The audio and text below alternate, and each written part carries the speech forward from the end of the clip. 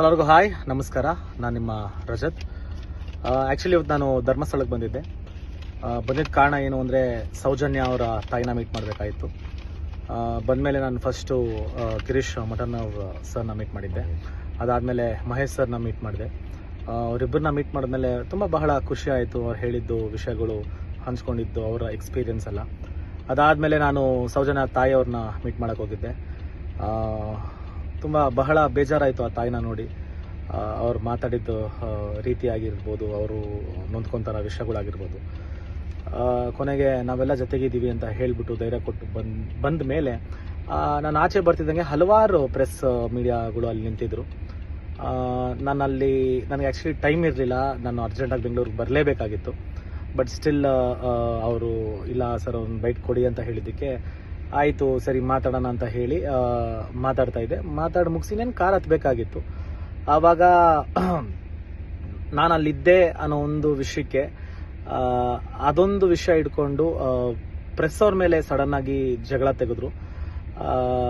ಅದು ಹೆಂಗಾಗೋಯ್ತು ಅಂದರೆ ಒಂದೆರಡು ಟಾಟಾ ಸುಮೋ ಬ್ಲ್ಯಾಕ್ ಕಲರು, ಆಮೇಲೆ ಓಮ್ನಿ ಒಂದು ಓಮ್ನಿ, ಒಂದು ಮಾರುತಿ ಸುಜುಕಿ ಕಾರು, ಆಮೇಲೆ ಟೂ ವೀಲರ್ಸು, ಆಮೇಲೆ 4 ಆಟೋ ಎಲ್ಲ ಬಂದರು.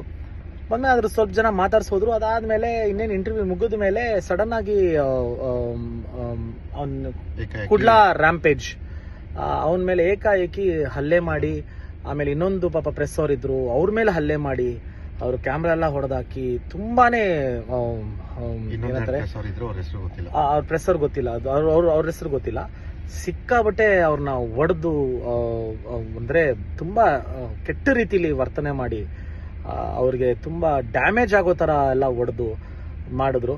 ಆಮೇಲೆ ನನ್ನ ಕಾರಲ್ಲಿ ಕೂಡಿಸಿ ನೀವು ದಯವಿಟ್ಟು ಹೋಗಿ ಸರ್, ನೀವು ಇಲ್ಲಿರಬೇಡಿ, ದಯವಿಟ್ಟು ಹೋಗಿ ಸರ್, ನಾನು ಏನು ತಗೊಡಿತಾ ಇದ್ದಾರೆ, 1 ನಿಮಿಷ ಇರ್ರಿ, ಅವ್ರೇನು ತಪ್ಪು ಮಾಡಿದ್ದಾರೆ 1 ನಿಮಿಷ ಇರಿ ಅಂದಾಗ ಇಲ್ಲ ಕ್ಷೇತ್ರ ಬಗ್ಗೆ ಮಾತಾಡಿದ್ರು ಅಂತ. ನನಗೆ ಗೊತ್ತಿರೋ ಪ್ರಕಾರ ನಾನಂತೂ ಕ್ಷೇತ್ರ ಬಗ್ಗೆ ಯಾರು ಮಾತಾಡಿಲ್ಲ. ಅವ್ರು ಏನು ಮಾತಾಡಿದಾರೆ ನನಗೆ ಅದ್ರ ಬಗ್ಗೆ ಅರಿವಿಲ್ಲ. ಬಟ್ ಆದರೆ ಇದು ಏನಕ್ಕೆ ಈ ಥರ ಮಾಡ್ತಾ ಇದ್ದಾರೆ, ಏನು ವಿಷಯ ಅಂತ ನನಗೆ ಗೊತ್ತಿಲ್ಲ. ನನಗೊಂದು ದೊಡ್ಡ ಕ್ವಶನ್ ಮಾರ್ಕ್ ಏನು ಅಂದರೆ ಬೆಳಗಿನ ಜಾವ ಮಧ್ಯಾಹ್ನ ಟೈಮು ಅದು ನಾವೆಲ್ಲ ಇದ್ದಾಗಲೇ ಇದನ್ನೆಲ್ಲ ಮಾಡ್ತಾ ಇದ್ದಾರೆ ಅಂದಾಗ ಇನ್ನು ರಾತ್ರಿ ಹೊತ್ತು ಇನ್ನೇನೇನು ಮಾಡಿರಬಹುದು, ಯಾರ್ಯಾರು ಏನೇನು ಮಾಡಿರಬಹುದು. It's been a very big question mark to me. ಇದೇನಾಗ್ತಿದೆ, ಇದು ಒಳ್ಳೇದಲ್ಲ, ಒಳ್ಳೆ ಬೆಳವಣಿಗೆ ಅಲ್ವೇ ಅಲ್ಲ. ಈ ಥರ ಪ್ರೆಸ್ಸವ್ರ ಮೇಲೆ ಹಲ್ಲೆ ಮಾಡೋದಾಗ್ಲಿ ಒಡೆಯೋದಾಗ್ಲಿ ಮಾಡೋದು ತುಂಬ ದೊಡ್ಡ ತಪ್ಪು. ಇದಕ್ಕೆ ದಯವಿಟ್ಟು ಎಲ್ಲರೂ ಸ್ಟ್ಯಾಂಡ್ ತೊಗೊಬೇಕಾಗತ್ತೆ. ಯಾಕಂದರೆ ಒಂದೊಂದು ಚಿಕ್ಕ ವಿಷಯನೂ ತುಂಬ ಹೈಲೈಟ್ ಮಾಡಿ ಮಾತಾಡೋ ಪ್ರತಿಯೊಂದು ಜನರು ಇವಾಗ ನನ್ನ ಕಣ್ಣು ಮುಂದೆನೇ ಇದಾಗಿದೆ. ಅವರು ಪಾಪ ಆ ಥರ ಒಡೆದು ಅವ್ರನ್ನ ಆ ಥರ ಮಾಡಿದ್ದು ತುಂಬ ಬೇಜಾರಾಯಿತು. ಇವಾಗ ಅವ್ರು ಹಾಸ್ಪಿಟ್ಲಲ್ಲಿ ಇದ್ದಾರಂತೆ. ಅಲ್ಲಿ ನನ್ನ ನಿಂತ್ಕೊಳೋಕ್ಕೂ ಬಿಡಲಿಲ್ಲ. ನನ್ನ ಕಾರಲ್ಲಿ ದಬ್ಬಿ ಹತ್ತಿಸಿ 50-60 ಜನ ಬಂದು ಮಾಡೋ ಅವಶ್ಯಕತೆ ಯಾರಿಗೂ ಇರಲಿಲ್ಲ ಅನಿಸುತ್ತೆ. ಇದನ್ನು ಮಾಡಬಾರ್ದು ಯಾರು. ಇದಕ್ಕೆ ಆ್ಯಕ್ಚುಲಿ ಕಾನೂನು ಪರ ಗಿರೀಶ್ ಸರ್ ಆಗಲಿ, ಆಮೇಲೆ ಮಹೇಶ್ ಸರ್ ಆಗಲಿ ಅದೇನು ಸ್ಟೆಪ್ ತೊಗೊತಾರೋ ಅದಕ್ಕೆ ನಾವು ಬದ್ಧರಾಗಿದ್ದೀವಿ. ಆಮೇಲೆ ನಾನೇನು ಹೇಳಬೇಕಾಗಿತ್ತು ಅದನ್ನು ಹೇಳಿದ್ದೀನಿ.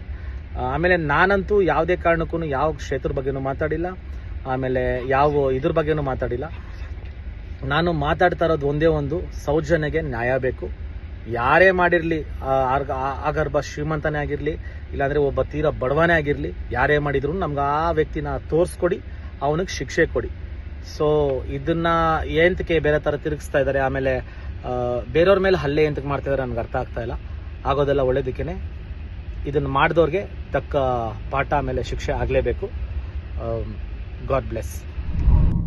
ಮತ್ತಷ್ಟು ವಿಶೇಷ ವಿಡಿಯೋಗಳನ್ನು ನೋಡಲು ಮತ್ತು ಹೊಸ ವಿಡಿಯೋಗಳ ಬಗ್ಗೆ ತಿಳಿಯಲು EDina.com ಯೂಟ್ಯೂಬ್ ಚಾನೆಲ್ ಸಬ್ಸ್ಕ್ರೈಬ್ ಮಾಡಿ ಮತ್ತು ಬೆಲ್ ಐಕಾನ್ ಕ್ಲಿಕ್ ಮಾಡಿ.